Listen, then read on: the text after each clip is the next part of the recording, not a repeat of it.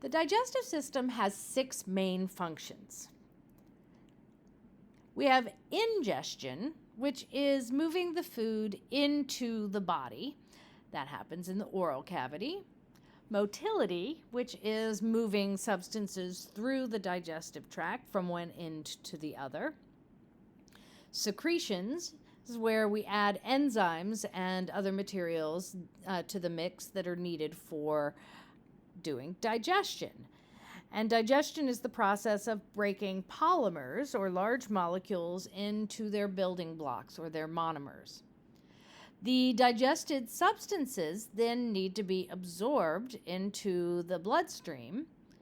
And finally, what we can't digest and absorb and use is removed from the body in a process known as elimination.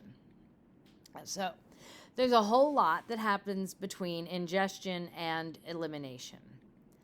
The secretion, where we're moving substances into the lumen like enzymes, acid, bile, mucus, is supporting the digestion, which has 2 components we're going to talk about, the mechanical and the chemical.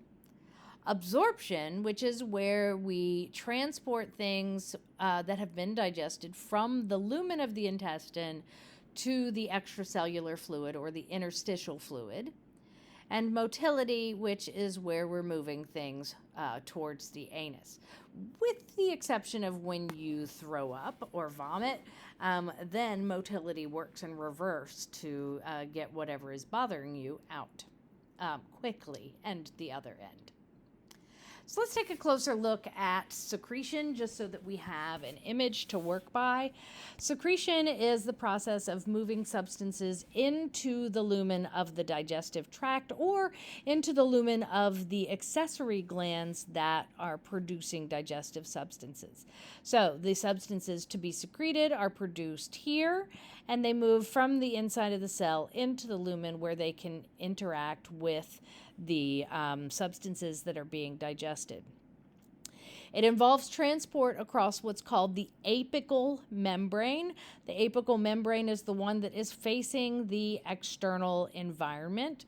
And even though it doesn't seem like it, that is actually the external environment because if you think about it, you could put something in your mouth and have it come out your anus without ever once interacting with the bloodstream and the other internal organs. So, things like electrolytes, water, acids, and bases are secreted through channels and transporters that are on the apical membrane. So here we have a transporter, and the ones that are doing secretion are all over the apical membrane. Larger substances like enzymes and mucus are secreted using exocytosis, and they will actually be different cell types doing these. So you will see some cells called goblet cells that release the mucus, and then there are other cells that are doing the secretion. All right, let's take a look at the different types of digestion.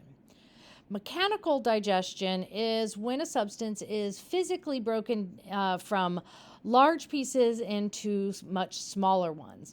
It includes things like chewing, where we take a large bite and then we mash it up into smaller pieces. Mechanical digestion makes smaller pieces, but the molecules are the same. So if you use mechanical digestion to break down a potato chip, which is starch, what you will have at the end of that is still starch. It will just be smaller pieces of starch. The importance of mechanical digestion is that it increases the surface area for enzymes doing chemical digestion. If we take this image here, if this was one large piece before, then the enzymes that needed to digest it chemically would only be able to access the outer surface. But by breaking it into smaller pieces, the enzymes can access much more of the surface area and therefore digest more quickly. Now, chemical digestion is where we are chemically breaking the bonds between molecules. It is a specific process that requires enzymes.